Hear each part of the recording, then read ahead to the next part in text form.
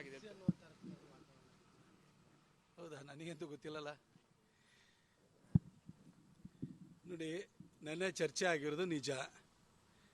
ಅದರಲ್ಲಿ ಏನೇನು ನಡೀತು ಅನ್ನೋದು ನಾನೇನಾದ್ರದ್ದು ಮೆಂಬರ್ ಅಲ್ಲ. ಅದರೊಳಗಡೆ ಕೂತ್ಕೊಂಡಿದ್ದವ್ರದ್ದು ಏನು ಅಂತ ನಾನು ಕೇಳಿಲ್ಲ. ಚರ್ಚೆ ಆದ ಮಟ್ಟಿಗೆ ಅಲ್ಲೇ ತೀರ್ಮಾನ ಆಗಿದೆ ಅಂತಲೂ ಅರ್ಥ ಅಲ್ಲ. ಅದು ಫೈನಲ್ ಲಿಸ್ಟ್ ಬಂದಾದಾಗ ಅದು ಖಚಿತವಾದ ಮಾಹಿತಿಯಾಗಿರುತ್ತೆ.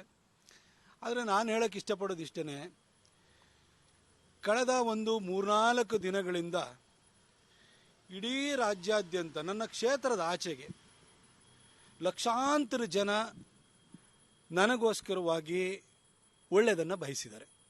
ಭಾಳ ಪ್ರೀತಿ ವಿಶ್ವಾಸವನ್ನು ವ್ಯಕ್ತಪಡಿಸಿದ್ದಾರೆ. ಟ್ವಿಟರ್ನಲ್ಲಿ ಟ್ರೆಂಡಿಂಗ್ ಆಗಿದೆ, ಆರ್ಗ್ಯಾನಿಕ್ ಟ್ರೆಂಡಿಂಗ್ ಆಗಿದೆ, 2 ದಿನ ಟ್ರೆಂಡಿಂಗ್ ಆಗಿದೆ.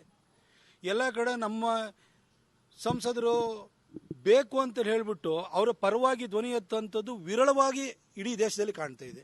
ಇವನಿಗೆ ಟಿಕೆಟ್ ಕೊಡಬೇಕು ಅಂತ ಜನನೇ ಎದ್ದುಬಿಟ್ಟು ಇವತ್ತು ಒಂದು ಕ್ಯಾಂಪೇನ್ನ ಮಾಡ್ತಿದ್ದಾರೆ.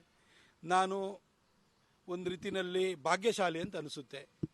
ಕೊಡಗು ಮತ್ತು ಮೈಸೂರಿನ ಜನ ಇಷ್ಟು ನನ್ನ ಮೇಲೆ ಪ್ರೀತಿ ಇಟ್ಕೊಂಡಿದ್ದಾರಲ್ಲ, ಹಾಗೂ ನನ್ನ ಕ್ಷೇತ್ರದ ಆಚೆಗೂ ಕೂಡ ಇಷ್ಟು ಜನ ನನ್ನ ಮೇಲೆ ಪ್ರೀತಿ ಇಟ್ಕೊಂಡಿದ್ದಾರಲ್ಲ, ಅವರಿಗೆ ನಾನು ಚಿರಋಣಿಯಾಗಿದ್ದೀನಿ.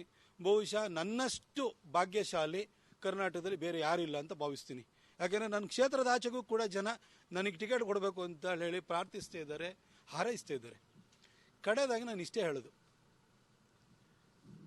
ದುರ್ಜನರ ಕೆಟ್ಟ ಆಲೋಚನೆ ಮತ್ತು ಪ್ರಯತ್ನಗಳಿಗೆ ಪ್ರಭಾವ ಮತ್ತು ಶಕ್ತಿ ಇದೆ ಅನ್ನೋದಾದರೆ, ನನಗೆ ಟಿಕೆಟ್ ಸಿಗಬೇಕು, ಒಳ್ಳೆಯದಾಗಬೇಕು ಅಂತ ಹೇಳಿ ಹಾರೈಸ್ತಿರುವಂತಹ ಲಕ್ಷಾಂತರ ಜನರ ಪ್ರಾರ್ಥನೆಗಳಿಗೂ ಕೂಡ ಶಕ್ತಿ ಇರಲೇಬೇಕಲ್ವ? ಖಂಡಿತ ಈ ಲಕ್ಷಾಂತರ ಜನ ಸಜ್ಜನರ ಹಾರೈಕೆ ಮತ್ತು ಪ್ರಾರ್ಥನೆಗಳಿಗೆ ದುರ್ಜನರ ಕೆಟ್ಟ ಆಲೋಚನೆ ಮತ್ತು ಪ್ರಯತ್ನಗಳಿಗಿಂತ ಜಾಸ್ತಿ ಶಕ್ತಿ ಇದೆ.